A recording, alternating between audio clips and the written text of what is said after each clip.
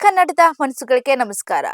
ಬೆಂಗಳೂರಿನ ರಾಮಮೂರ್ತಿ ನಗರದಲ್ಲಿ ನಡೆದಿದ್ದಂತ ಟೆಕ್ಕಿ ಶರ್ಮಿಳಾ ಕುಶಾಲಪ್ಪ ಅವರ ನಿಗೂಢ ಸಾವು ಈಗ ಸ್ಫೋಟಕ ತಿರುವು ಪಡೆದುಕೊಂಡಿದೆ. ಮೊದಲು ಶಾರ್ಟ್ ಸರ್ಕ್ಯೂಟ್ನಿಂದ ಉಂಟಾದ ಅವಘಡ ಅಂತ ಭಾವಿಸಲಾಗಿದ್ದ ಈ ಪ್ರಕರಣ ವಾಸ್ತವದಲ್ಲಿ ಅತ್ಯಂತ ಕ್ರೂರವಾಗಿ ನಡೆದಿದ್ದಂತ ಕೊಲೆ ಅಂತ ಪೊಲೀಸರ ತನಿಖೆಯಿಂದ ಸಾಬೀತಾಗಿದೆ. ಹಾಗಾದ್ರೆ ಕೊಲೆ ಹಿಂದೆ ಯಾರಿದ್ರು, ಆ ಕೊಲೆ ಉದ್ದೇಶ ಏನಾಗಿತ್ತು ನೋಡೋಣ ಬನ್ನಿ. ಈ ವಿಶೇಷ ವರದಿಯಲ್ಲಿ ಇದೀಗ ಎಲ್ಲಾ ಮಾಹಿತಿಗಳು ಲಭ್ಯವಾಗ್ತಾ ಇದೆ. ಇದು ಈ ಕ್ಷಣದ ಕರೆಂಟ್ ಕಂಟೆಂಟ್. ನೀವು ನೋಡ್ತಾ ಇದ್ದೀರಾ ಬಿಬಿ ನ್ಯೂಸ್ ಕನ್ನಡ. ನಾನು ಭುವನ.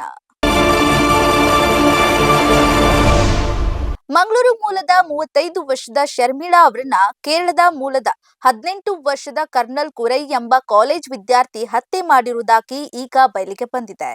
ಪೊಲೀಸರ ತನಿಖೆ ಹಾದಿಯೇ ಅತ್ಯಂತ ರೋಚಕವಾಗಿತ್ತು.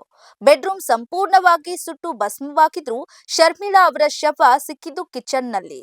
ಪೊಲೀಸರಲ್ಲಿ ಮೊದಲು ಅನುಮಾನ ಮೂಡಿಸಿತ್ತು. ಮನೆಗೆ ಶಾರ್ಟ್ ಸರ್ಕ್ಯೂಟ್ ಆಗಿದ್ರೆ ಇಡೀ ಮನೆಗೆ ಹಾನಿಯಾಗಬೇಕಿತ್ತು. ಆದ್ರೆ ಇಲ್ಲಿ ಕೇವಲ ಒಂದು ರೂಮ್ ಮಾತ್ರ ಬೆಂಕಿಗೆ ಆಹುತಿಯಾಗಿತ್ತು.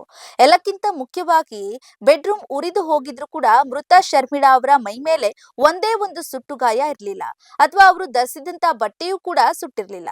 ಈ ಎಲ್ಲಾ ಸಣ್ಣ ಎಳೆಗಳನ್ನ ಹಿಡಿದಂತ ಬೆನ್ನತ್ತಿದ್ದಂತ ಪೊಲೀಸರಿಗೆ ಅಸಲಿ ಸತ್ಯ ದರ್ಶನವಾಗಿದೆ.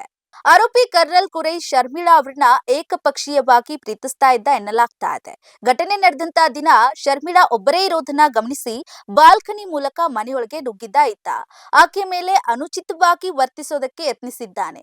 ಶರ್ಮಿಳಾ ಇದಕ್ಕೆ ತೀವ್ರವಾಗಿ ಪ್ರತಿರೋಧ ತೋರಿದಾಗ ಆಕೆನ ಉಸಿರುಗಟ್ಟಿಸಿ ಕೊಲೆ ಮಾಡಿದ್ದಾನೆ.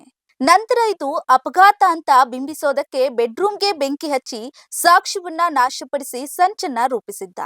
ಕತ್ತಲು ಮತ್ತು ದಟ್ಟ ಹೊಗೆಯ ನಡುವೆ ಆಕೆ ಹೊರಬರಲಾಗದೆ ಮೃತಪಟ್ಟಿದ್ದಾಳೆ ಎಂಬ ನಾಟಕ ಈಗ ಸಂಪೂರ್ಣವಾಗಿ ಬಯಲಾಗಿದ್ದು, ಹಂತಕ ಈಗ ಪೊಲೀಸರ ಅತಿಥಿಯಾಗಿದ್ದಾನೆ.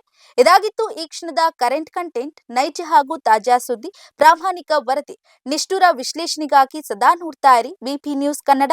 ಇದು ಕನ್ನಡಿಗರ ಪ್ರತಿಧ್ವನಿ.